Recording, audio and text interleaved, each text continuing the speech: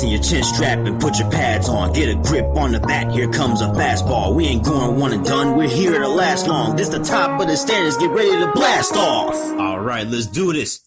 Bang! Bang! Every Sunday afternoon, big sports fanatics coming out your speakers like a piston running with magic. Game time status good to go is automatic. Ready for the blowouts and the instant classics. Calling all the teachers, all the fathers and the mothers. Calling all the kids, all the sisters and the brothers. Dynamic high schoolers in the game like no other. Preseason game 7s, hey, y'all know we got it covered. From the finals to the Super Bowl to the World Series to the Stanley Cup final, over here we spit it clearly. Andrew Hale and Jotham Israel coming with the hottest topics. Hey, you know what's up with sports, people wanting it, we got it. Yeah, get in the game. It's the top of the standards, man. Get in the game. It's the top of the standards. Yo, get in the game. It's the top of the standards, man. Get in the game. It's the top of the standards. Come on, get in the game. It's the top of the standards, man. Get in the game. It's the top of the standards. Yo, get in the game. It's the top of the standards, man. Get in the game. It's the top of the standards. Come on. Yeah, top of the standards. That's what it's about, baby. Let's go.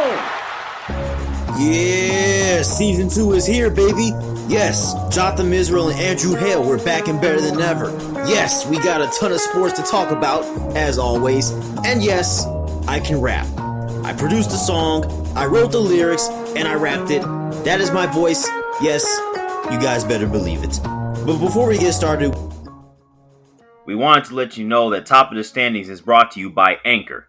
Anchor is a completely free and easy-to-use platform for podcasting. A computer or even a mobile device with a functional internal or external microphone is all you need to start recording your podcast with Anchor. When you do finish recording your podcast audio, you can simply edit it and upload it to the biggest podcasting platforms like iTunes, Spotify, Google Play, and more. 4 months and 16 episodes of Top of the Standings is walking proof of Anchor's usefulness. If you don't know how to start a podcast, Anchor is the perfect place to start. For more information, go to anchor.fm on the web or download the Anchor app on your mobile device. You know, Drew, there's only 2 gestures I know that are so disrespectfully used throughout college football that were used last night.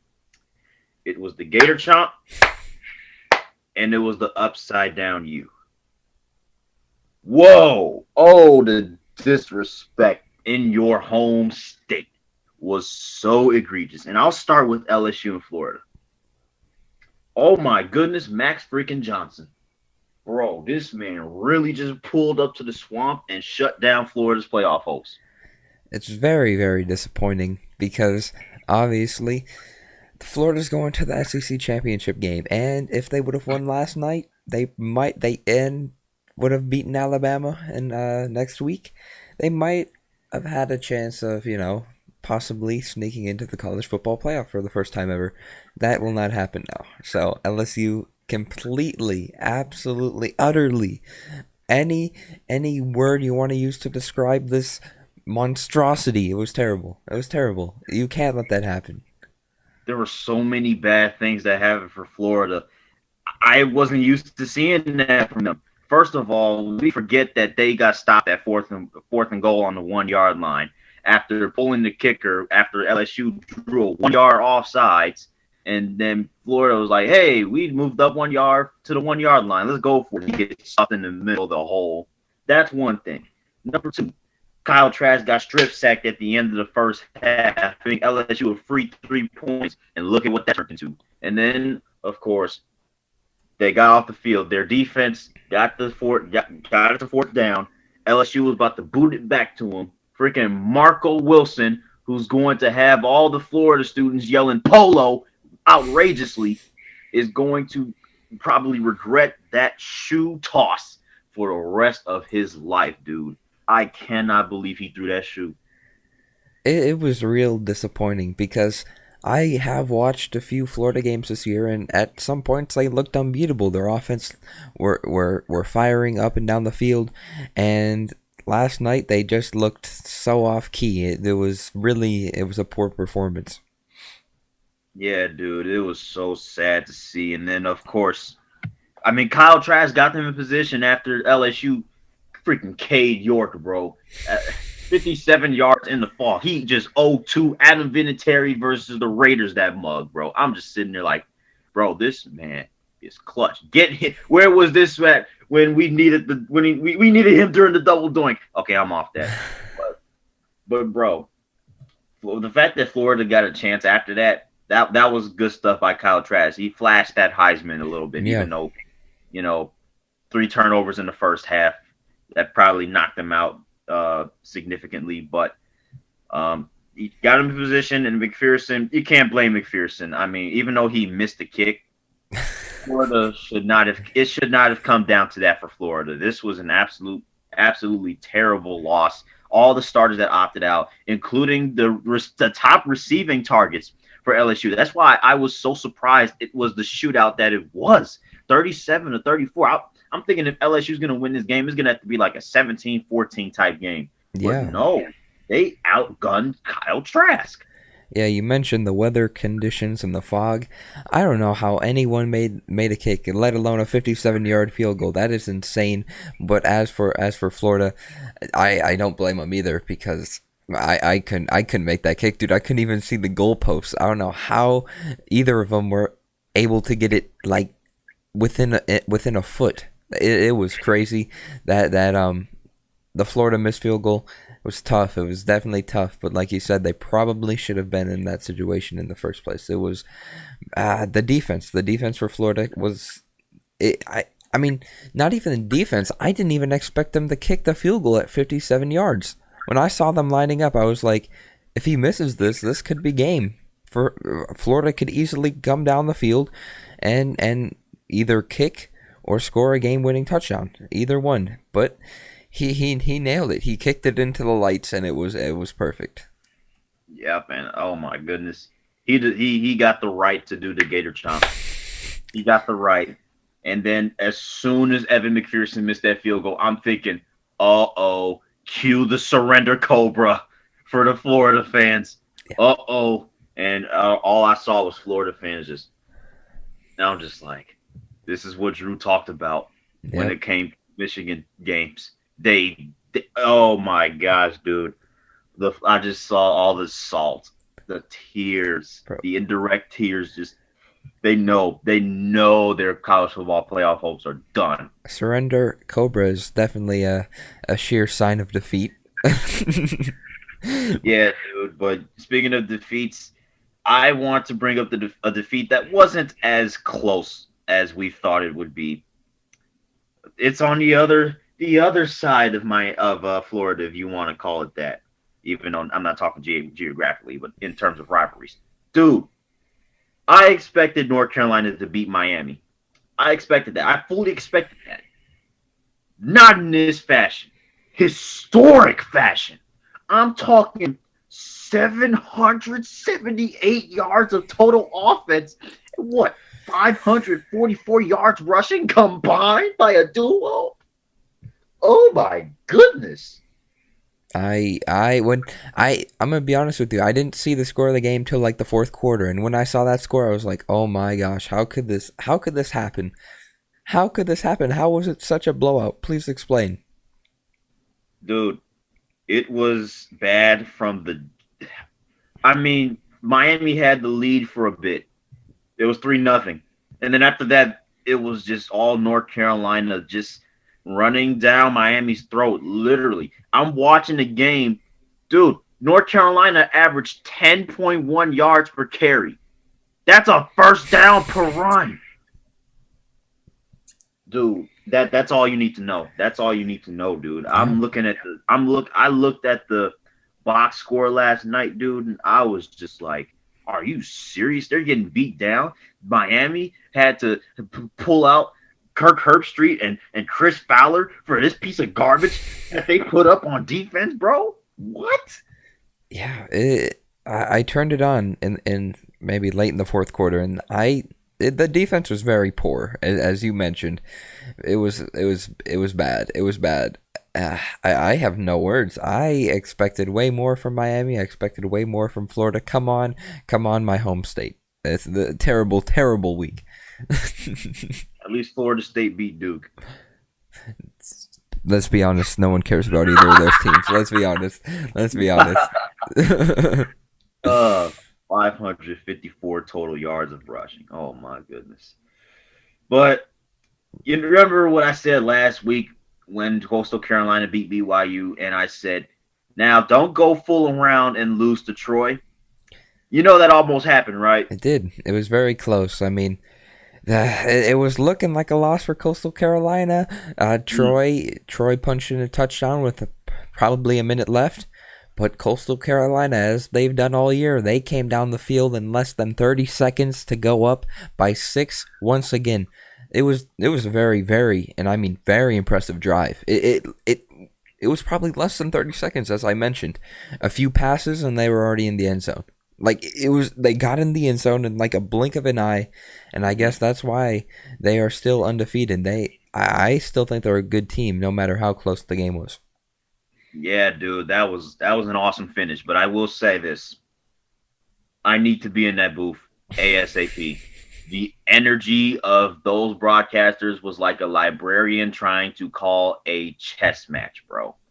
What on earth type of energy?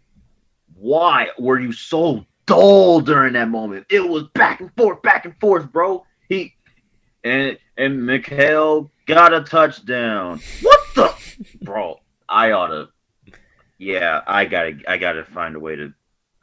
We gotta change that, bro. We got to change this. You should not. I don't care if it's ESPNU, ESPN Plus, ESPN World, if that even comes of existence. You should not have broadcasters with that low of an energy level when it matters the most.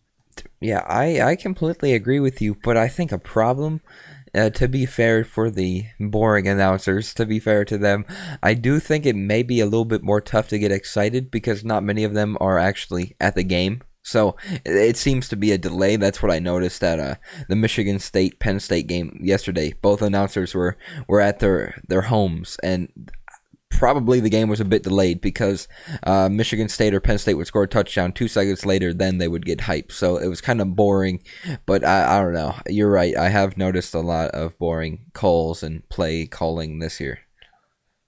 Yeah, it's sad to see. Hopefully next year they can get back in there for good, and we can stop with this monstrosity of I don't know what this is. But dude, finish of the day, in my opinion. So Western Michigan's Yeah. had already had a classic finish against Toledo earlier this year. Well, they had another classic finish, although it didn't go their way. But this was for the MAC. I think they're in the Western Division championship game. Oh my goodness, what a game! Not even what a game, what an ending. That's what I'll say. What an ending. That was, if you guys didn't see it, search the game up, Ball State, Western Michigan, because that was literally, I think, the craziest ending I've ever seen. When I watched the highlight of it because I got a notification on my phone, and when I watched that thing, I started laughing mid-play because it was insane. I've never seen. I mean, it kind of reminds me. I can't remember, but it was a very old highlight. I think maybe it was like. Yeah, when everyone, the band rushed the field and everyone was getting trucked by players, dude, that's how it felt. If you guys didn't see the play, it was Western Michigan. How many were they down? They were down by 3. It was 30-27. They were down by 3 with 6 seconds left and around like probably their 50. So, when teams are down, they like to, lateral the ball like 50 million times. Well, Western Michigan did that, and at a point after, I don't know, like the 10th lateral, Ball State thought they recovered the lateral and it was game over. So their entire sideline decided to rush the field before the referees even blew their whistle to notify the game was over. So there was Ball State's entire team on the field while the play was still going on, and eventually Western Michigan got into the end zone and technically scored a touchdown, but after further review deemed there was an illegal forward pass somewhere in the midst of all that chaos, and at the end of all that insanity, Ball State comes away with a 3-point win. Oh my gosh, dude. That you can't even make that stuff up. I mean, the fact that Western Michigan scored the touchdown, period. That listed itself as one of the most, if not the most insane college football sequence that I have ever seen in my life, dude. Freaking rushed the field. The players rushed the field. And did you see all the players just stand there like, and then turn around? Yeah. Yeah, that was so funny how they backtracked. That was too funny, dude. Oh my gosh, dude, that was too funny. But yeah, overall, insane college football Saturday, even though it wasn't supposed to be. There were literally 4 games, and I didn't even touch up on USC and UCLA either, man. And I didn't even talk about Houston and Memphis, although that wasn't as prolific as a game that mattered as much. Still, great finishes all around college football, and it seems like every week of football that seems like it's going to be boring, there's always something that's going to get you pumped up. And oh boy, did they come with it. Yeah, it was very exciting, no matter the scale or, the little importance. It was a great week, I will say. Yeah, dude, but we got an even better week on the rise because this conference championship week, this is actually it, my friend. Next week, the college football playoff committee is going to select who are the 4 teams that are going to go to the college football playoff. And this all starts with this championship week that is coming up. And we got some pretty good matchups on tap. Although the Pac-12 championship shouldn't matter because USC probably shouldn't be in the college football playoff. But, I mean, hey, who knows? Maybe they'll bump USC up into the top 10 after all this madness. It was interesting because I heard a point in the Michigan State Penn State game. They said if USC wins this, they would technically have the same record as Ohio State, which would kind of give them the same right to get into the playoff as much as it does Ohio State, which was a very, very compelling and interesting argument. But nonetheless, I'm ready to get into these games. Yeah, let's start with that Pac-12 matchup. Now, I said Washington would be Oregon, but the game was never played, so Washington got the bid by default, if they're available, of course. So we'll just pick USC and Washington. Who wins this one? This is the opposite of either of our predictions. I picked Oregon. You picked Colorado, but I think I'm gonna go with USC because they haven't been this close to really getting a playoff, college football playoff bid, but they have had some good years, I suppose, with Sam Darnold, who is currently winless. Nonetheless, I think this team's good. I've seen a few of their games and highlights of their games. Washington, I can't say the same. I really don't know much about either of these teams. I know that USC is pretty good, and that's why I'm going to pick them because they're on the cusp of potentially getting a college football playoff bid. I've seen both Washington and USC play, and I got to say USC is the better football team in my opinion, which is why I'm going to go pick USC to win their Pac-12 championship. And the thing about it is Washington has a tendency to fall behind and come back. USC has a tendency to play hard all game, and then if they need to, come back and just rip your heart out of your chest. They did it 3 times. Keaton Slovis is proven, and not even just Keaton Slovis. The entire USC team has proven that they can be absolutely clutch. That special teams play, that kick return that set them up inside the UCLA territory with less than a minute left to go. Oh my goodness, you don't see that very often. Usually dudes just, stretch their arms out and let the ball bounce in the end zone. No, USC, I just think USC, I'm not going to say they're unstoppable because they definitely have some flaws, but they're undefeated, and they just never seem to lose. They never seem to lose, and that's why I'm going to pick USC to win the Pac-12. Very, very compelling matchup, though. Yeah. Speaking of matchups, Western Michigan probably thought it should be them facing Buffalo, but no, it's Ball State. So we got Ball State and Buffalo. I'm gonna pick Buffalo because I know their rushing game and running game is the best in the country from what I've heard and seen. So for that primary fact, I am going to pick Buffalo because I just how can you rush the field before the game is over, Ball State? That's not gonna be smart in this game.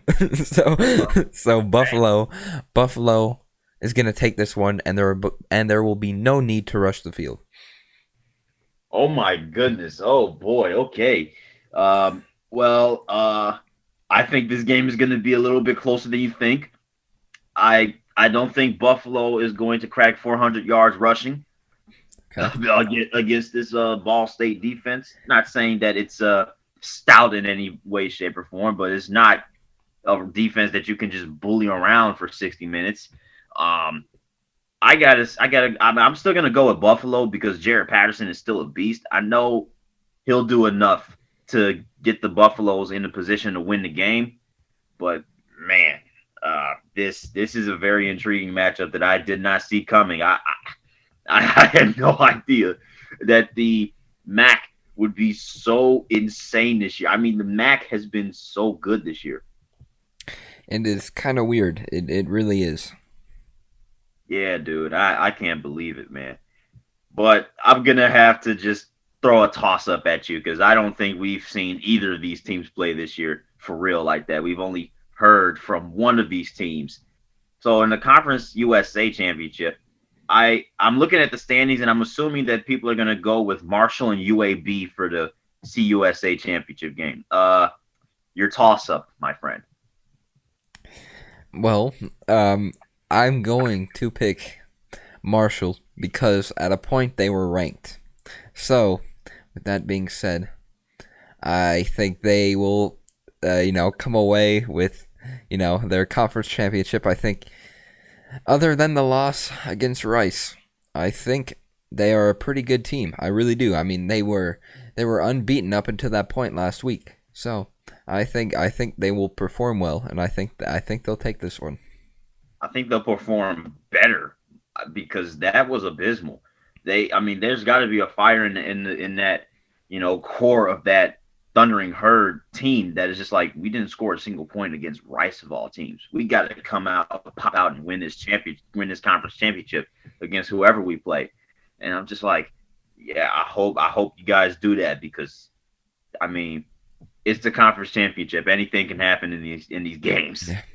All right, let's get to the big boys. I want to talk about the Mountain West Championship game because this is actually a very interesting matchup. It's obviously Boise State is back as they always are, but San Jose State is on the rise. Interesting. Very quite interesting. I don't know. Boise State, other than their loss against BYU, I think they're a pretty talented team. I mean, usually they are, and they look good. So whoever plays Boise State, I think they're going to have a tough time. That's why I'm going to pick Boise State. All right. I'm going to disagree. We got our first conference championship disagreement. I'm going to pick the Spartans because Michigan State passed on the torch of being the next undefeated Spartans, and these guys are on a Cinderella story for real that nobody really knows about. We all talk about Coastal Carolina, and we all talk about, the Iowa States, even though they're not undefeated. But San Jose State has silently gone through an undefeated season, huge turnaround for the program. And I'm just like, San Jose State, I'm used to seeing San Jose State 0-6 at this point. They're 6-0. And I'm just like, this Spartan team is not looking bad. And you know what? Slipper's still going to fit. I'm going to pick them over Boise State and what seems like a conference championship upset, but hey, this is evenly matched. Yeah, hey, I mean, you make a fair point. When teams are on that, Cinderella story, usually they come away up on top. So who knows? I probably would expect a close game as well. Oh yeah, definitely. Speaking of close games, I hope this game is remotely close, man. Oh, I hate Ohio State so much. Northwestern and Ohio State. Well, I think you probably know who I'm gonna pick, and it's gonna be Ohio State. Unfortunately, I don't see Northwestern really coming close because, I mean, not that Northwestern's a bad team, but let's be honest, Ohio State is above every other team in the Big Ten. Not even just above, on top. Literally, they're a skyscraper compared to a shack. Really, that's what they are.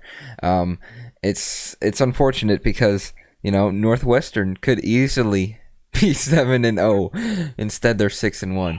So, with their only loss, coming to Michigan State. Unfortunately, as much as I dislike this too, I'm gonna pick Ohio State, and who knows, maybe it will be close. But when Ohio State comes out, firing, it's not usually close. But who knows? Yeah, I hate Ohio State so much, man. I'm gonna have to pick these Buckeyes too, man, solely because of Justin Fields. Because Justin Fields is just a monster. Bring him in Chicago if you can. This dude is really good. Although he had a really bad game against Indiana, I think Indiana is better than Northwestern in my opinion. Even without Michael Penix Jr., that defense, that Indiana defense, I mean they were pretty good even though they gave up 42 points. Well, technically 35 because pick six happened, but that Indiana defense had Ohio State on lockdown for the majority of the second half, or at least when they were down 28 points. Yeah. Had them on lock. Especially towards the end of the game, the very end of the game. Oh, yeah. And I think Northwestern is going to have some film to study, but I don't know. I don't think they're going to get it done. I hope they do. Northwestern uses this as motivation. Pat Fitzgerald used this as motivation because I am unfortunately picking against you. I hope you prove me wrong. Go out there and beat the Buckeyes and knock them out the college football playoff for me, please. Please. Yeah. You and a lot of other Michigan State fans, Penn State fans, Big Ten fans.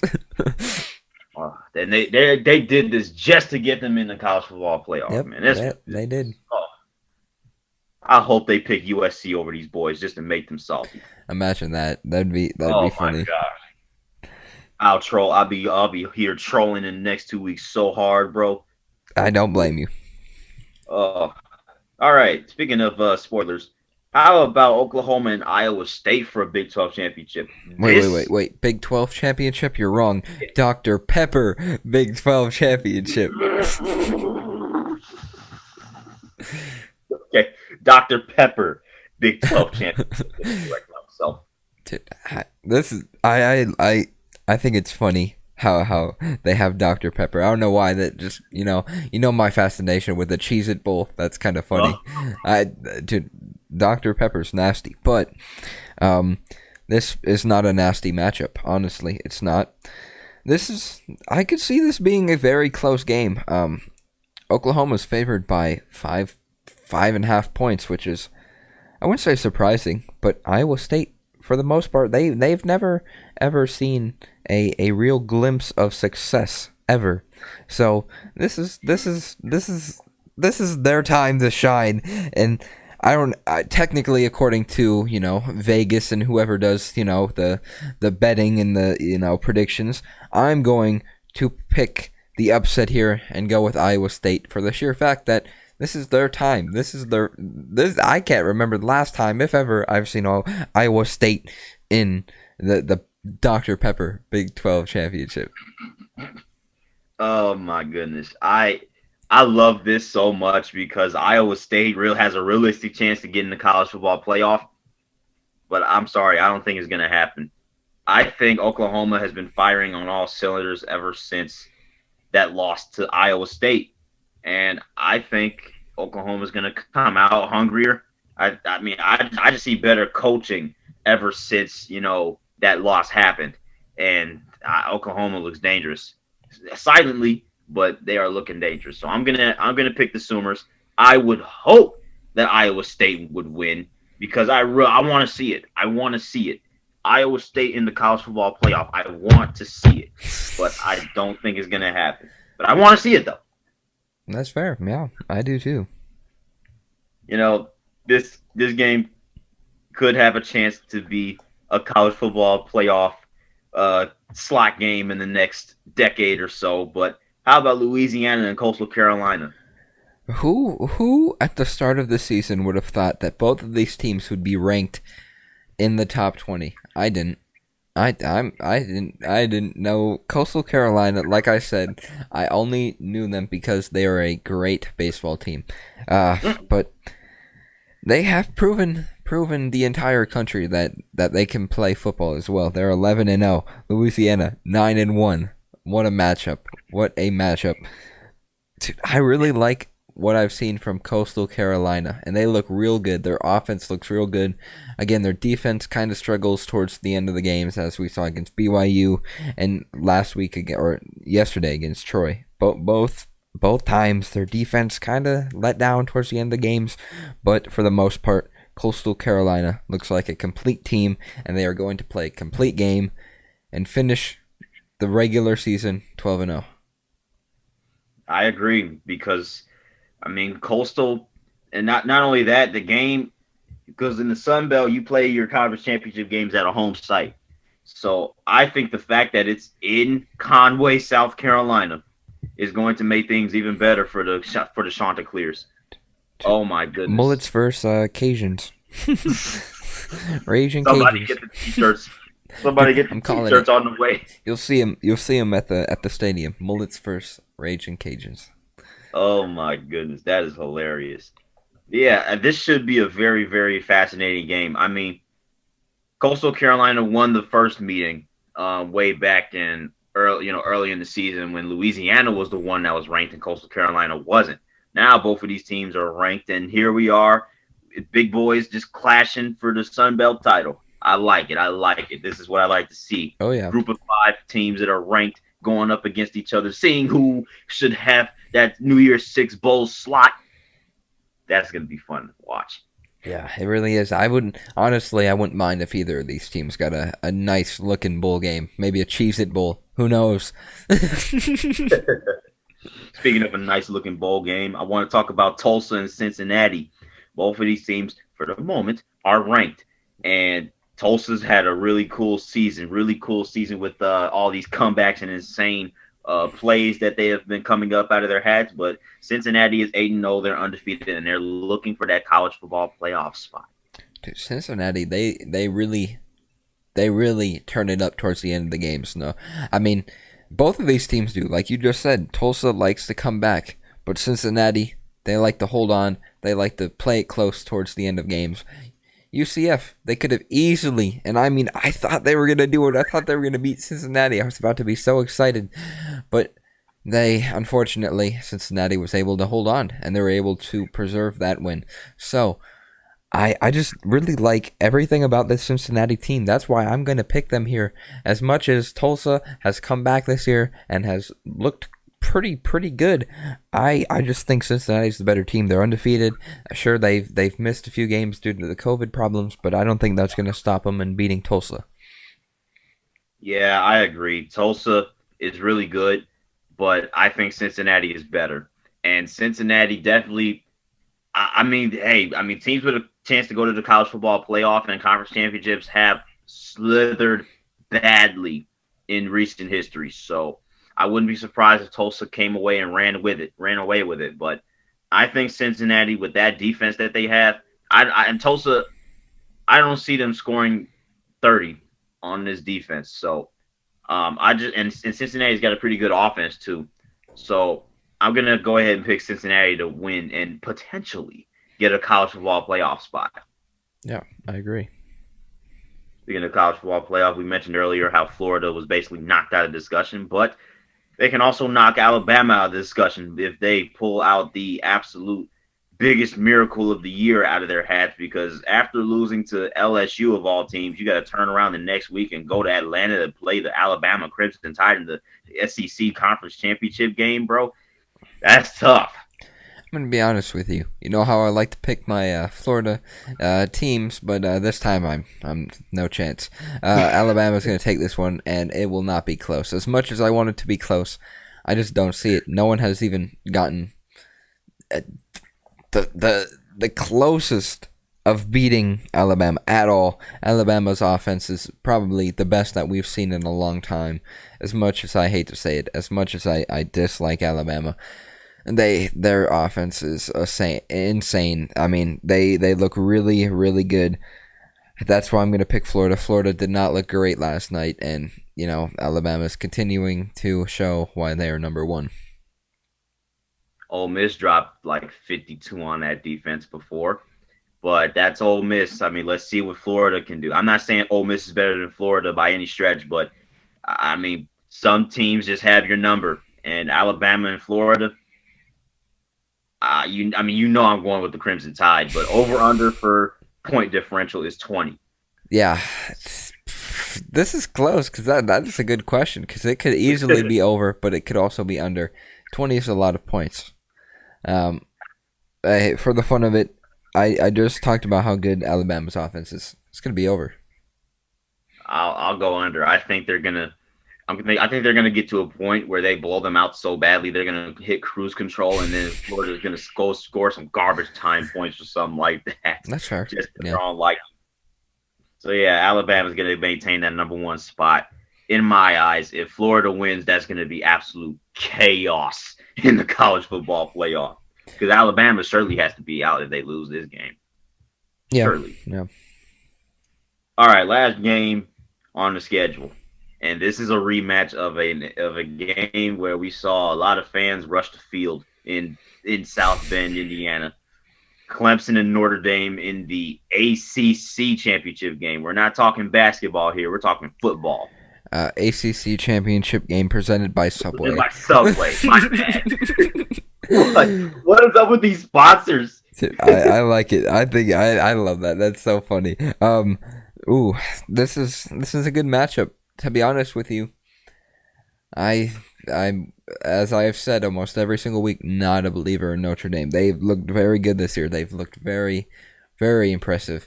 Ian Book, they were comparing his stats to Trevor Lawrence's, and they're quite similar. Other than the 3 losses by Ian Book, they both have very similar stats. I don't know. In that situation, if I'm picking a quarterback to be my leader of the franchise, is going to be Trevor Lawrence, and I think he and the rest of this Clemson team are going to come away with the win against Notre Dame. Do you think they get in if they lose? I don't think neither of these teams get in if they lose. So hey, this is for all the marbles, as they like to say. Yeah. This is for all the footlongs. Oh my god, dude! Why did I not see that coming? That was what they got to put sponsors at these conference championship games every single year because this is hilarious. This is absolutely hilarious. Yeah. But yeah, I'm going Clemson, dude. I have faith in Notre Dame, but and Travis Etienne hasn't been as prolifically good as we're used to seeing him. So that might create pressure on Trevor Lawrence to get the ball down the field, which is something he can certainly do. But I don't know if Notre Dame can hang with Clemson again. It took double overtime to beat them in their crib. So with a backup quarterback. Yeah, I mean DJ Uiagalelei didn't do too bad either, but Trevor Lawrence, I mean, we're talking about a dude that can drop 70 on you real quick. Yeah, and literally the face of the New York Jets coming up. So yeah, whatever, dude. Hey, I think Clemson's gonna take this one, and I don't know. I think it will be pretty close, but not as close as last time. Yeah, definitely. I don't see overtime. I would love to see that, but oh my gosh. Yeah, this should definitely be an interesting matchup, my friend.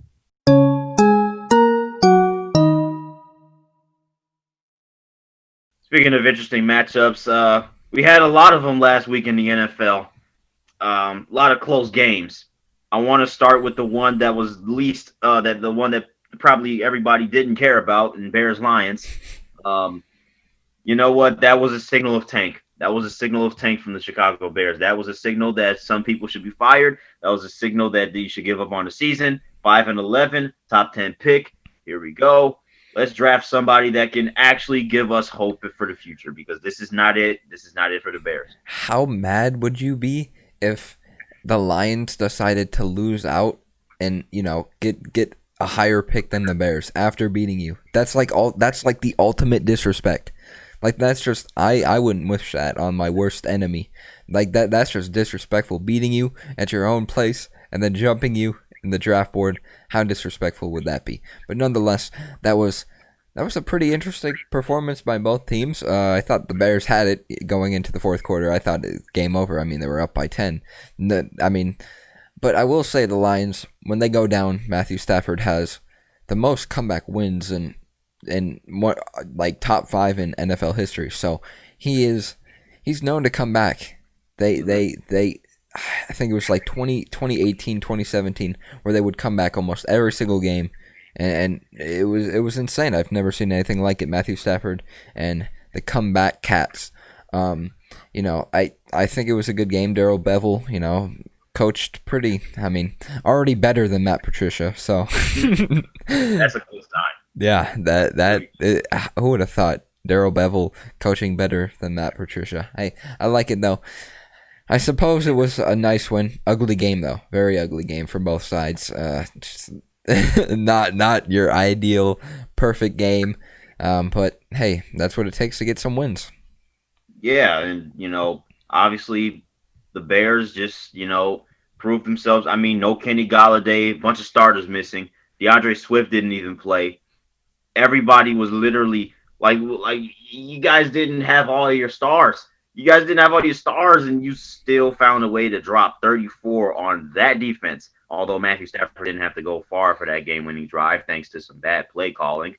But I mean, hey, everybody stepped up. That was a complete team win for the Detroit Lions. I mean, offense stepped up, defense stepped up when they needed to, and they got a win.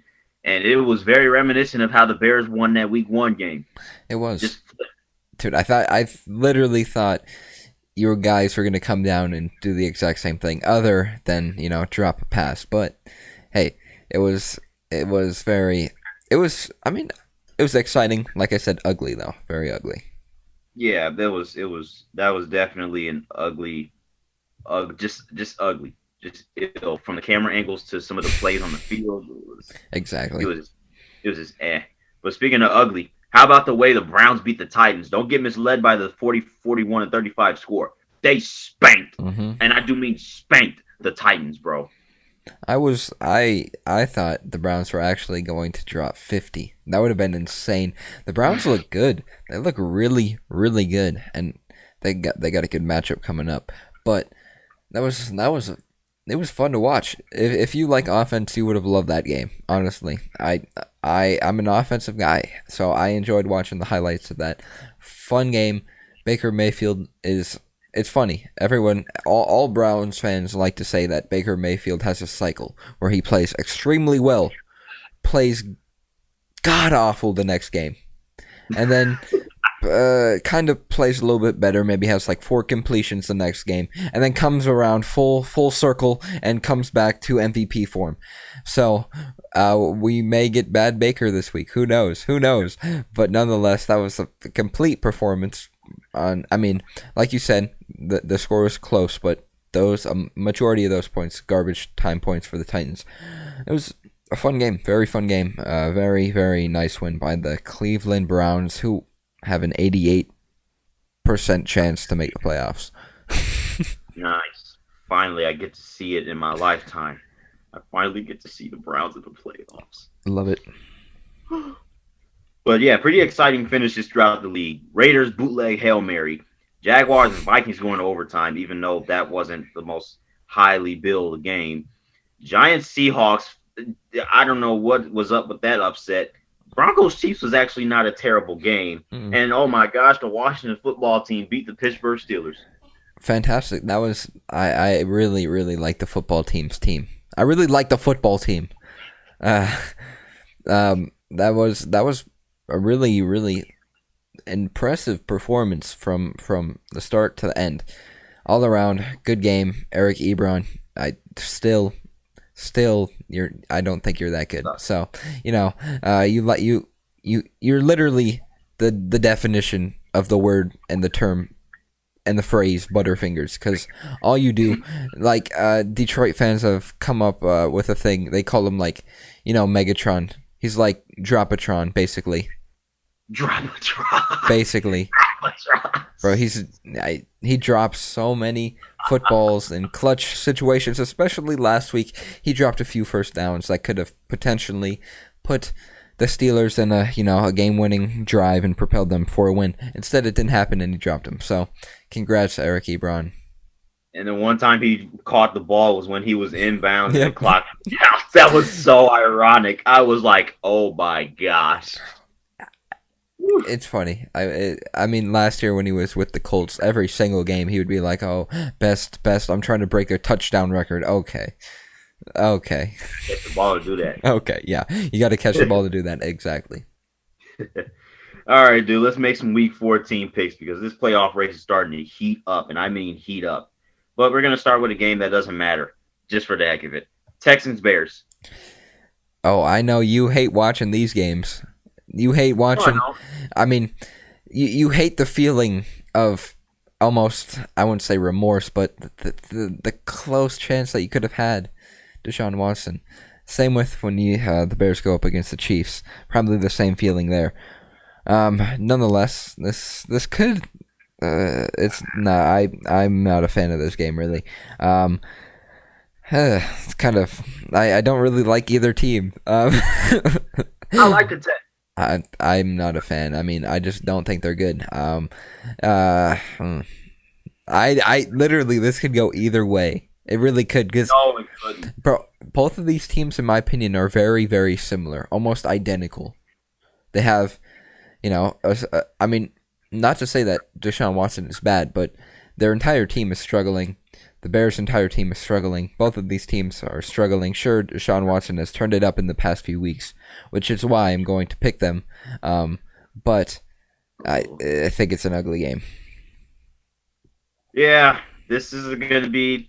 I think this is going to be flashbacks of when Patrick Mahomes flashed the fingers on us, telling us how many draft picks he had when the Bears passed on him and stuff like that. Dude, Deshaun Watson, I think he's going to come into Chicago and absolutely just bully us. Oh no! I think we're going to get bullied because our defense is fraudulent. Our defense, the Bears' defense, they've proven the past 2 weeks that they're not as good as we thought they were. They showed very good signs early in the season when they let Detroit drop 23 on their heads in 3 quarters. Should have won the game. But dude, the Bears defense, it was overrated all along. It was overrated. Sure was. I mean, teams found ways to score on them. They just. It seems like you guys have also. The defensive line has created a little bit less pressure. Like the other year, Khalil Mack was after every single game he would at least have a sack. Lately, it seems like no one is really pressuring the quarterback. You can crack the code on people on defense too.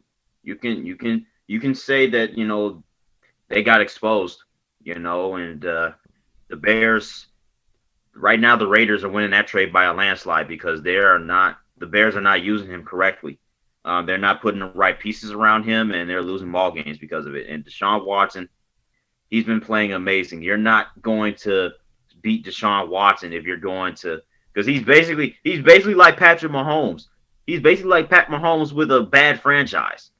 So, I mean, I see them moving down the field easily. The way Detroit was getting people wide open and on zone coverage and third down situations, it was insane. If that's the case, then Deshaun Watson is going to pick us apart and drop 40. 40. Yes. If that's the way the defense is going to play, if that's the way Chuck Pagano is going to call it, they're going to drop 40. All right, enough about Texans Bears. We know the Texans are going to win. I'll be salty if they don't. But another game. Cowboys Bengals. Wow. Andy Dalton, playing against his former team for the first time. That's not a bad game. It is a very bad game. Very terrible game. Not a good game. I guess we just got to say which team is worse. And I think in this situation, it's probably the Bengals, in my opinion. I think they're worse than the Cowboys. Worse O-line, worse defense. I mean, at least the Cowboys, they have some weapons. I really have liked what I've seen from CeeDee. I was really salty when I saw him drop to the Cowboys because I wanted to see him go to a team I actually enjoyed. Because watching him in college, CeeDee Lamb was fantastic. So, with that being said, I will pick the Cowboys. As much as I dislike them, I just think the Bengals are worse. Yeah, I'm gonna have to pick the Bengals here. Okay. Nice. I just think the running game is gonna get going against that Cowboys defense. I just have a feeling that the Cowboys are just done.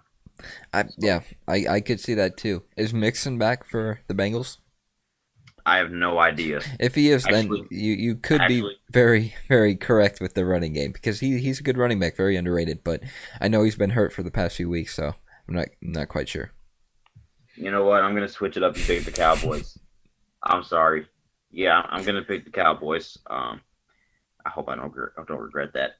All right, I'm done talking about this ugly matchup. Let's get into some sexy matchups. How about the Chiefs and the Dolphins? Back to Miami. Who would have thought? Who would have thought this would be a good matchup? I didn't. As much as I picked the Broncos against the Saints, I kind of wanted to do the same thing against the Chiefs for the Dolphins. I'm this close to picking the Dolphins, but I'm not. I really am not because the Chiefs. I could see this being a blowout. I really could. I could see it. I could easily see it. As much as I hate to say it because I really have enjoyed what I've seen from the Dolphins, I could see this easily turning into a blowout. I really could. I think that Dolphins defense is good enough to not let the Patrick Mahomes Chiefs score 40 on them. Think they're going to step up? Of course they are. Of course they are. This is, I mean, they lack a true pass rusher, which is absolutely alarming facing Patrick Mahomes. But a Brian Flores-led defense. I know Bill Belichick's assistants have not fared well as coaches, but Brian Flores seems to be an outlier down there in Miami. He's done an amazing job, and this is going to be the biggest test of the year for the Dolphins, without a doubt. But I think they'll step up to the plate. Offensively, I don't know about that. I don't know. I feel the opposite. I could see their offense having a nice day. I do see them kind of throwing a few interceptions, though. I could easily see that. But I think it would be very interesting to see this Tua versus Patrick Mahomes potential rivalry. I would love for that. Yeah. I would snack on that all day for CBS. But I'm gonna have to pick the Chiefs here still, man. I just think in this case, you just can't bet against Patrick Mahomes. There you go.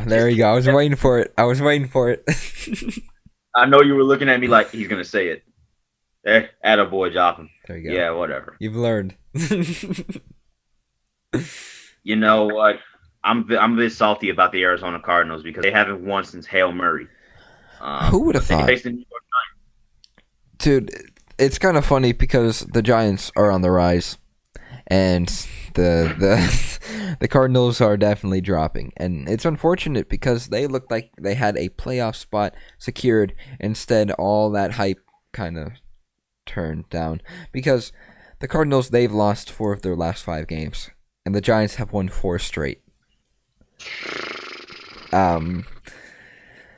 That is insane. It really is, and I'm gonna pick the Giants. I am. I'm gonna pick the Giants. I think the Cardinals could easily take this one, and I think they most likely will. But I like to go bold, and I'm taking the Giants because they have a lot of momentum. Actually, they have Daniel Jones coming back. That might ruin all of their momentum. Who knows?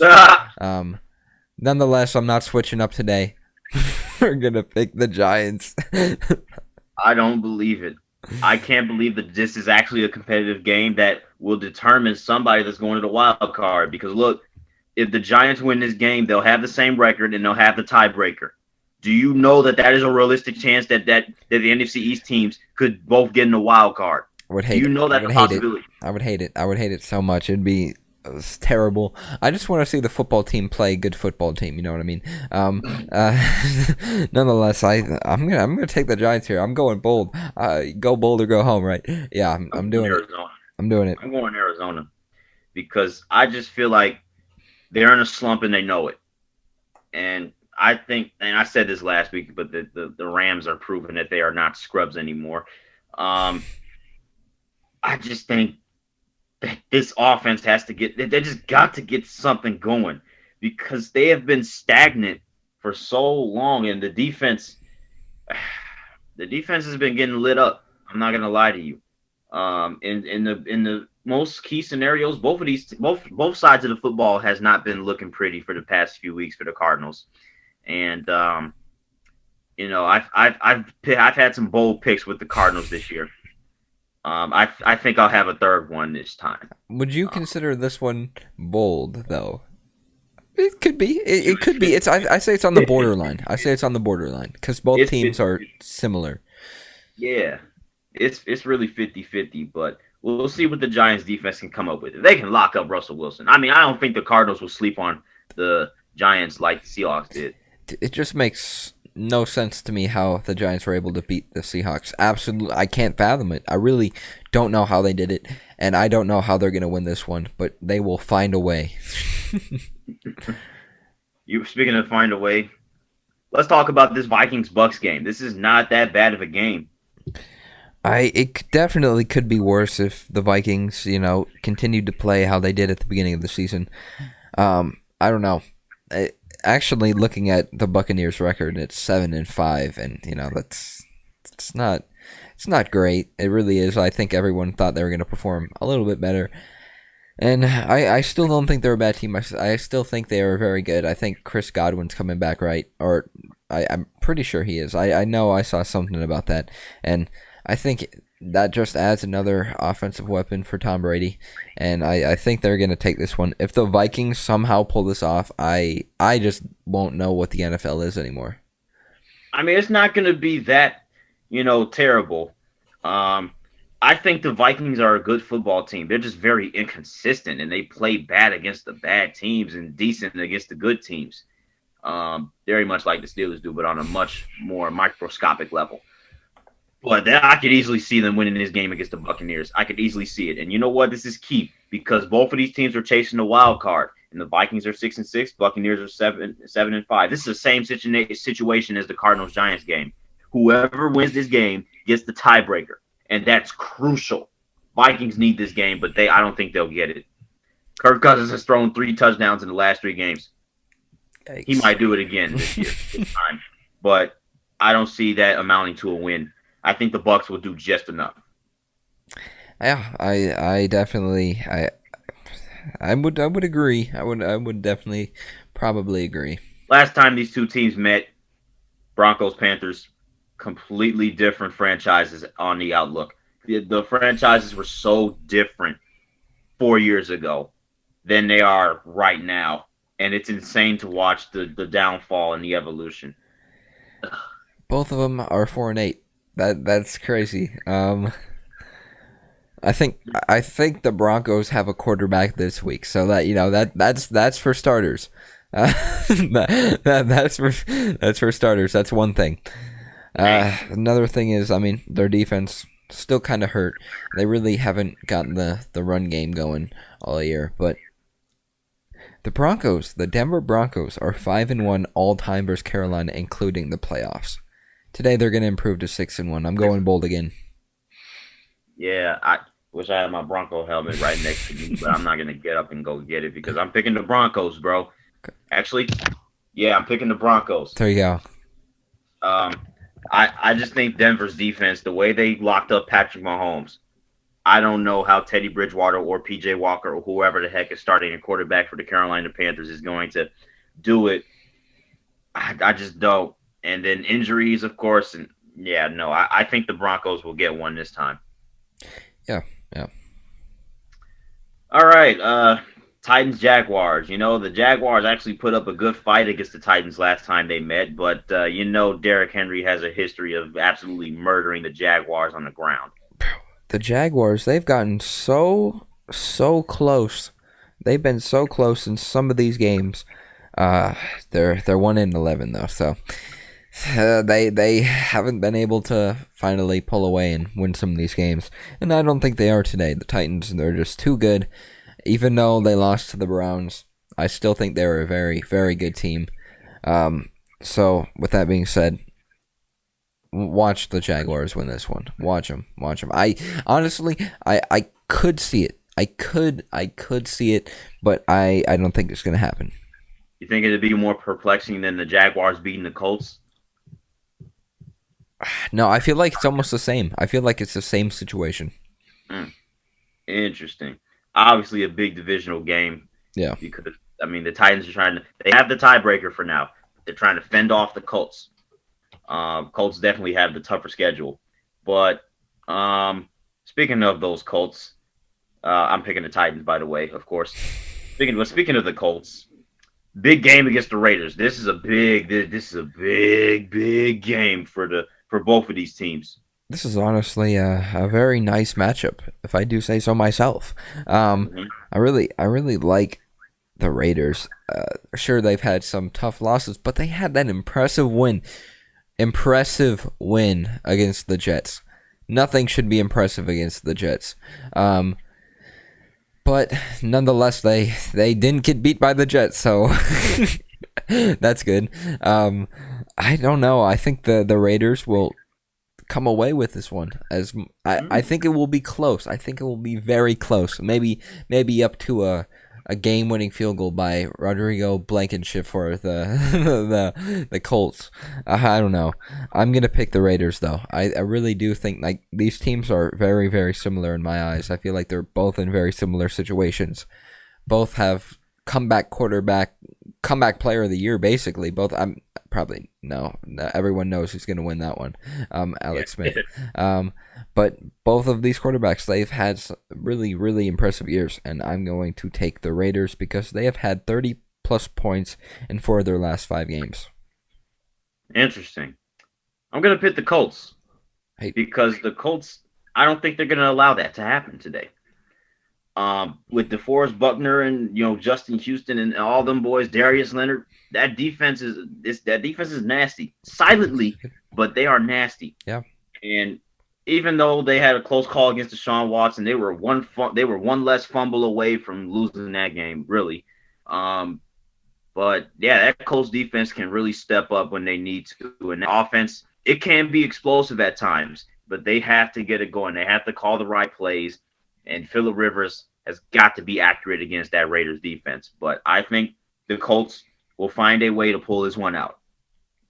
That's fair. That's very fair.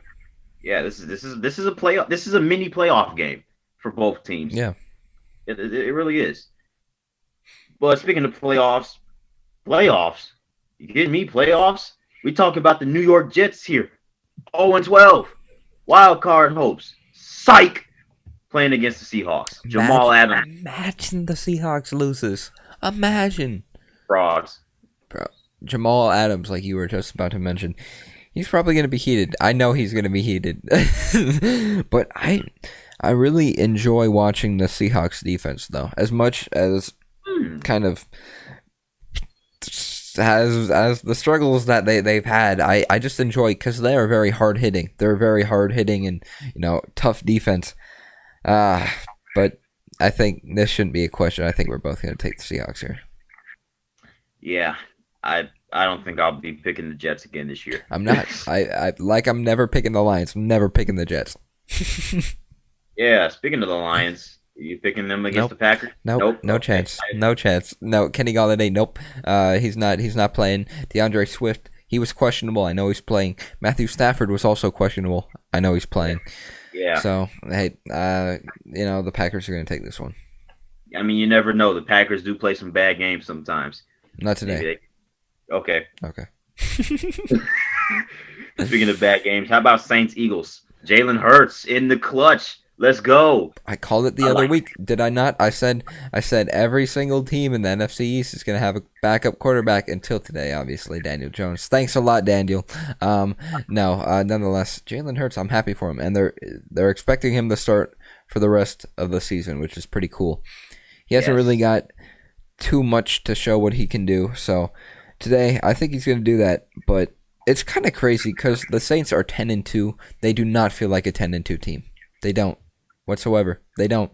They've definitely lucked out on some games. They were down 14 to the Lions.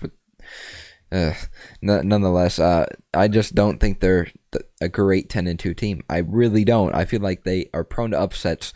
That's why I'm going to take the Saints here. Unfortunately, I'm going to take the Saints. As much as I wanted to take the Eagles because I'm feeling bold today, it's not going to happen. The Saints are going to take this one. Did you really feel like the Saints are overrated. Do you feel like they're overrated? 100%. Yeah. Really? 100%. I just really I don't know how you can go into the playoffs expecting Taysom Hill can carry you to a Super Bowl. I don't. Well, I mean, Taysom Hill. I mean, hopefully Drew Brees can come back Yeah. healthy. But if he doesn't, because he's had a tough injury, I know they're being careful with him, but still, they've lucked out. They have really lucked out on some of these games. They're similar to the Bears in my opinion. They've Such lucked. as They've lucked out. They have lucked out. because I'm looking at the Saints, and I think they're a complete team. I think they're the most complete team in the NFC, in my opinion. Stout defense, offense can score when needed, especially, and they can blow you out. So I'm just gonna say when they face a team, now potentially in like a Super Bowl situation, I could see them not performing well. I just don't think they're good. I really don't. Save that argument for next week when they play the Chiefs, but I'm taking the Saints right now Okay, for the Eagles yeah, against the Eagles. that's fair. I'm open for an upset because I want to see the race tighten. Yeah. All right, let's go back to the games that really don't matter much. Falcons Chargers. I think I'm going to take the Falcons here after that debacle that I saw from the Chargers against the Patriots. I don't know what that was. I looked like a real. I mean, at least I put some thought into it, but I just thought the wrong way. I disagree. I'm going to take the Chargers here. I've always had hope in their team. As you know, they got blown out to New England. Sure, that was a bad loss, but I still think Justin Herbert, as much as his defense has let him down week after week, this week it won't, and they will beat the Falcons because I think they can beat this Falcons team. Yeah, they definitely can. I mean, we're not going to just sit here and act like, oh, the Los Angeles Chargers were back in the dumps. We got blown out 45-0 by the Patriots. No, stop. Justin Herbert is still your guy. Be calm. And be patient too, because your team is not healthy. Yep. They'll definitely be better when they get healthy next year. But how about another game? Washington versus the 49ers. This is a good test for Washington to see if they're for real. Yeah. I'm gonna take the football team. I think they are a good football team. I really do. I really like what I've seen. Every single player's playing hard. Every single player's performing well. Today, they're going to do the same because I don't feel that same way to the 49ers who they're not really great. They're not terrible. They're just They're just in the middle of in terms of their injury, they're backups. Yeah. They're a middle of the pack team because, dude, let's be honest. If they had all those starters, Drew, dude, this probably wouldn't be as close as a game. But I mean, hey, who knows? If they were healthy, this might have been a good game too. Because look at the Seahawks; they were healthy. Yeah. But yeah, I'm gonna take the Washington football team here too. It's gonna be a race to the finish line in the NFC East. It's going to be a race to the finish line. This is so entertaining. Even though both of these teams have the same record, they're in completely different states in terms of the playoff race, and I can't wait to see what these two NFC East teams have in store for us because it looks like one of them is going to really make a good run. Crazy. Insane. All right, let's go on to the lights. Prime time. Steelers-Bills. I love this matchup, and that's why I'm going to take the Bills because I also enjoyed watching their game against the 49ers. That was such a fantastic matchup. I loved every second. I like the Bills. I think this is the first time, not the first time because we've said this all year. I think this is a very good chance to show how good the Bills are and how weak the Steelers 11-1 record is because if you've looked at who they've beaten and what those teams sure, they beat the Ravens. The Ravens didn't have a running back. Sure, they've beat all these teams, but all of these teams have gone through something. This is a complete Bills team, and that's why they're going to beat the Steelers. You see this shape? Yeah. That is a circle. Okay. And I'm going to go ahead and circle a W for the Buffalo Bills. I almost said the Steelers, but I mean, I'm not personally. I'm not. I'm not making this decision because they lost to the Washington football team. I think they'll come out and play better. Oh yeah, I'm not either. I just think the Bills are better. But the Bills are better. Yeah. I mean, the Bills. This is such a bad matchup for the Steelers defense, especially with the loss of Bud Dupree, because Josh Allen is mobile. He is throwing darts like he's Mahomes all of a sudden, and Josh Allen is really moving that offense down the field better in recent weeks. And ever since the Hail Murray, they haven't looked back and they haven't lost. They've had a fire under their belly, and they're just like, okay, we're going to pull away from the Miami Dolphins. Just shut down all that Miami taking the AFC East talk. We're still here. We are the Buffalo Bills. And, dude, if the Bills win this game, if they have the same record, they'll have the tiebreaker. And that would be bad for the Steelers, especially considering they have a bit of a harder schedule than the Bills.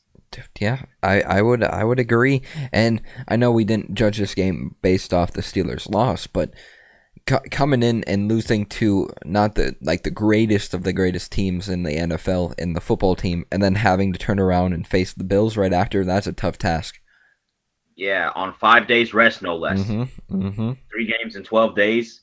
Yeah, I don't know if they'll have the energy. I just don't know. I really don't. Because they've had to play a lot of games in a very short time span. Yeah, I don't think that that's going to help them out any bit.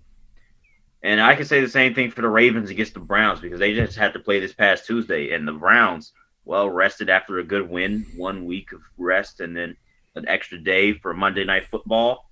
Oh baby, this is actually a very, very key matchup, my friend. I think I can speak for both of us in saying that this Browns team is the best Browns team we've ever seen. This team, this team is fun to watch, dude. That last week's performance against the Titans, that offensive performance was fantastic. And I didn't think I'd ever be saying this at the beginning of the season. I think the Browns are better than the Ravens. I really do. I really do. From how they're performing right now and how they look right now, I would consider them better than the Ravens, because the Ravens, don't look great. I'm gonna take the Browns. Probably the first time ever I picked the Browns over the Ravens. I'm gonna do it this week. Yeah, very interesting, because the Browns got blown out with Odell in week 1 with these Ravens in the same back in week 1, but that was week 1. Right now the Browns have a lot of momentum on their shoulders, and they are looking really, really, really, really good. Yeah, they are, and dude, I love it. I love it so much. But I don't think the Ravens have my trust yet, just by running all over the Cowboys. I mean, the Browns ran all over the Cowboys too once upon a time, But I'm gonna go ahead and this is such a tough pick, because the Ravens are starting to get healthier. I'm gonna go with you and go with the Cleveland Browns, because why not? The Cleveland Browns are such a great story this year. They are awesome. They have been fun to watch. And yeah, go Brownies. Yeah. Rock my jersey number for that win column. 10. Yes, sir. All right, let's get into a little bit of Week 15 while we can. Chargers Raiders. This is a Thursday night matchup. I like this matchup. As bad as it is, I kind of like it. I'm going to pick the Raiders, though. I think this will depend on how they play against the Colts, but I'm still going to take the Raiders no matter what the final of that game is. I think they're better than the Chargers, but who knows? I could see Justin Herbert making a few plays and coming out on top, but I don't know. I see the Raiders taking this one. Yeah, big plays are definitely going to be a big factor in this one, especially with Josh Jacobs back for the Raiders. Yeah, I'm going to pick the Raiders too. The Raiders just need it. They need it. Yeah. They just need it. A couple of Saturday games too, which is usual for this time of year in the NFL. The Bills and the Broncos. This is actually a more intriguing matchup with Josh Allen versus that Broncos defense. That could be a very good matchup. Yeah, not bad at all. I'm gonna take the Bills, and I don't think it's gonna be close. As much as it would be cool to see it being close, I don't see it being close. I mean, I see them sleepwalking a little bit because it's Denver. Yeah. And Denver does put up good fights. Yeah. But I think the Bills will go ahead and take this one and bolster their record. Keep trying to chase the Steelers for that 2 seed or the Chiefs, I should say, or either or. Just chase the 2 seed. I can say the same thing about this Panthers-Packers game, although the Packers are at home this time. Yeah, I mean, I could see the same thing as well. As much as I'd like the Panthers, to come away with this upset, I don't see it happening. I think the Packers are going to take this one quite easily. As much as the Panthers have the slightest of chances. Mm-hmm. Yeah, I'm gonna go ahead and take the Packers too. Unfortunately, sad to say, but got to be at least a little bit realistic.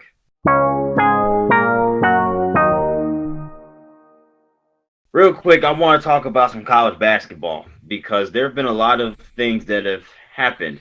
A lot of postponements, of course, but a couple of upsets too. If you're about to talk about Kentucky, that's not an upset. They are terrible. No. They're terrible. Any loss that they have, it's not an upset because they're just not good. I needed to get that off my chest. Kentucky's not good. Overrated. Oh my goodness. There have been a few upsets though, and I wouldn't say it's that surprising. I mean, we saw Illinois lose. I mean, I really think Illinois was rated a little bit too high. I think they were overrated as well. I don't know. I think this year is going to be, again, full of upsets, as you mentioned in the other week's trivia question. Yeah, that's going to be... I just don't know who's a legit contender right now. Yeah. Because Baylor can't stay healthy. Gonzaga, I haven't seen enough from them. I mean, even though they're ranked number 1, I really don't know. I guess the best team is Iowa. Because Luka Garza and that team, oh my goodness! I have no idea at this point. I mean, buzzer beaters and stuff. It's just this is just college basketball. This happens every year. This is just college basketball is insane. Yeah, dude. I mean, I'm stoked. I can't wait for conference season to start. I can't wait. I think we could see some really weird teams hop into the top 25. I mean, we've already seen Richmond in the top 20. Richmond. The Spiders. I mean, St. Louis is knocking on the door. Yeah. A lot of Washington State is knocking on the door. SMU knocking on the door. This college basketball season is starting to get a little weird. Yeah. Starting to get a little weird.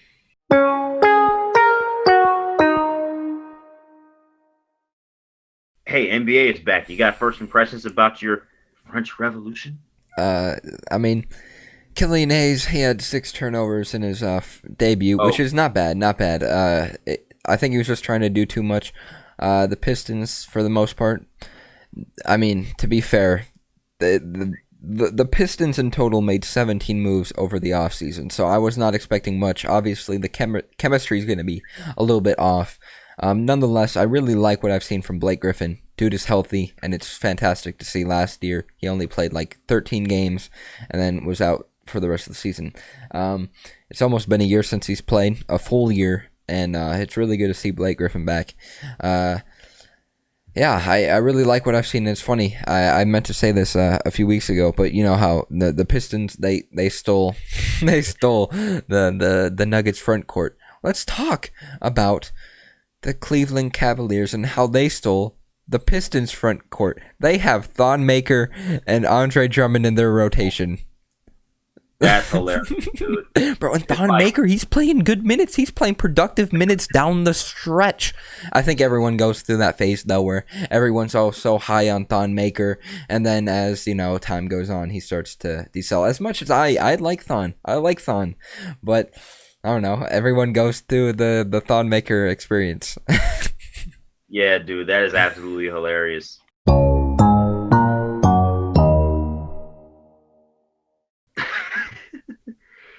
I would love to be chilling with the crew right now. I would too. And is it? That's the team with a nice logo, right? Yeah. I can't believe you actually freaking called it, man. Come on. I'm ready. Whatever we predict next, it's gonna be based off of something random, and it's gonna work. You'll see.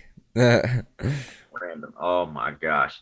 At least they didn't blow a 2-0 lead. Bro, that was tough to watch. In the final 3 minutes, too.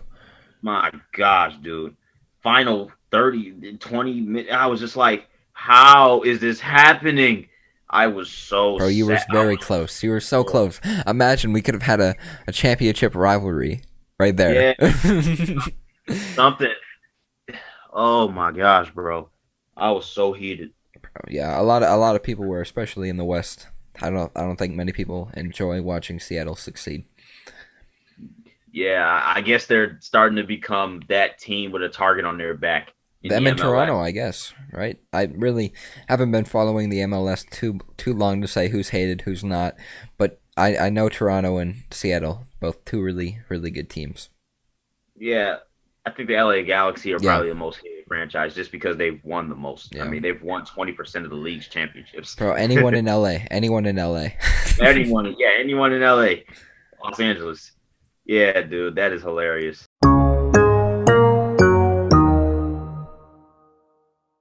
Well, you did have a trivia question for us, right? Dude, yeah, I did, and it's kind of funny because we were talking about college basketball, and some of these teams have struggled, but not in the postseason where it matters. So my question was, who had the most Sweet 16 appearances since 1975? Who has the most? Yeah, this has definitely got to be a blue blood. Duke? That was a good guess. Think of their rivals. North Carolina? Yeah. And I wouldn't say that's too surprising because they've had some historic coaches, historic players every year except these past two. It seems like they're always really, really good. And it was UNC with 29 Sweet 16 appearances since 1975. Ooh, sheesh. That's a lot of Sweet 16 appearances. It is. I mean, tournaments where you win at least 2 games. That's a decent run. It is. That's decent. I'm not gonna lie. That's decent. I mean, you think they'll make it 30? I don't. No, I don't. Oh my goodness. I mean, hey, you never know. Somebody could step up. Somebody could get the right seedings, the right brackets, and we'll be on the run. Yeah. Just unexplainable performances and just I don't know what's going on with the Blue Bloods outside of Kansas. Yeah. I really don't. I don't even think Kansas is that good either.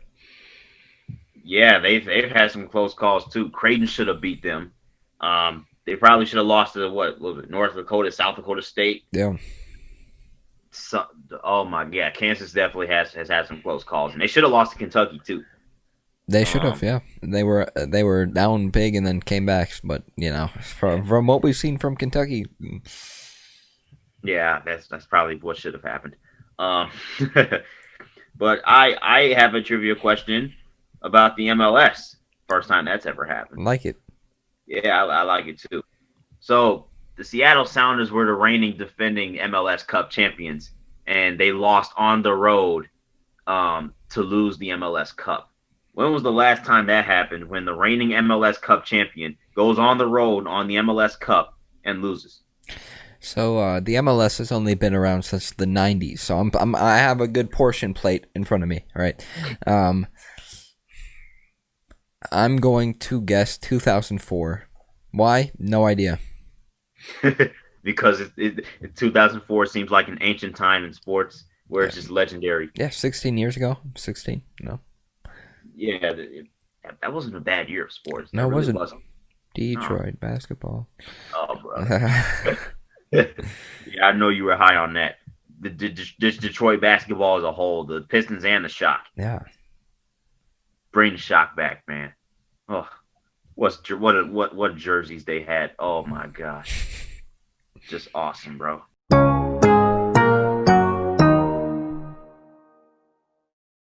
Last thing, man. Let's get into our MVPs and our LVPs. Who is your MVP?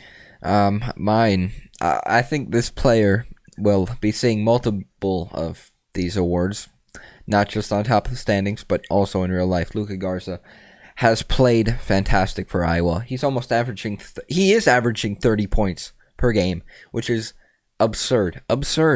I mean, let me just read you his stat sheet over these past 5 games. 34 points, 16 points, but he had 14 rebounds. So, dude can do it on both ends, both sides of the game as well. 35 points, 41 points, 26 points. This dude is going to win the Wooden Award this year. Oh wow, I'm booking it. He could have last year as well. Yeah, I mean, they said he was really good last year. What is he this year? He's looking like Even better. Yeah. Draft stock is definitely taking a bump up. Oh, 100%. Yeah, this is good stuff. I like to see big men in the post getting points and getting boards, man. That's good gritty basketball. Yeah, old school. Such an underrated portion of today's game. Yeah, 100%. Everybody just thinks about 3-pointers. Just no, there's so much more to the game than just the threes and the scoring. There's so much more to it. Yeah.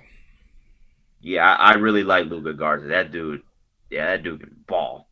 But speaking of basketball, I want to talk about my MVP in the Fort Hays State Tigers. Who? So, the Fort Hays State Tigers, who are a Division II basketball team. And I know what you're thinking. Why are you bringing up a Division II basketball team? Well, that's because they beat a Power 5 Division I basketball team in Kansas State. Dude, what an embarrassing loss for Kansas State, but what a win for those Tigers. It's a good weekend to be a Tiger. It sure is. Really good weekend. I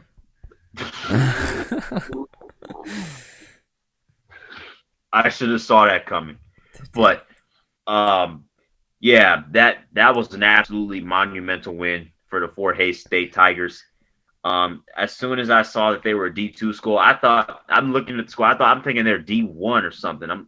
Just lower tier D1. I'm like, Fort Hays State. I don't think I've ever heard of that before, but I feel like they're a Division II school.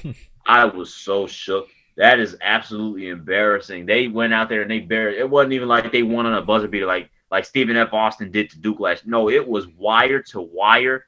Wasn't all that close. They won decisively against Kansas State. I don't know if I want to watch Kansas State this year because that might get ugly the way that the Kansas State D2 team. Dude, it might get ugly again. We saw it. It was ugly last year. I forgot about the fight. Oh my gosh. Yeah, Kansas State, they're going to have to really, really hop in their bag because this is not good. Oh. This is not good. Yeah. All right, let's get to our LVPs. Who's your LVP? My LVP is Carson Wentz and the Eagles. Just because I don't know how you can sign Carson Wentz to a 4-year, $128 million contract extension and have him be benched and perform as low as he has this year. He's been terrible, one of the worst QBs in the NFL this year. And his annual salary is $32 million, and he's paid number 8 among highest among quarterbacks, which is terrible. They wasted all that money on a player who they're benching. So, yeah, good luck, Eagles. You made a terrible decision. Thank God the Bears didn't extend the Trubisky. Watch you get a notification today. Say, Bears extension breaking. Fire everybody. Fire the GM. Fire the president. Fire the owner. Yeah, I'm going that far. Sell the team. Yeah, although that's probably not possible to fire the owner because the owner owns. But some things have got to change. Don't be afraid to draft a black quarterback for crying out loud. I mean, just reach out. Do something because you had 2 black QBs that you could have drafted that could have absolutely lifted you. We could have been Super Bowl winners.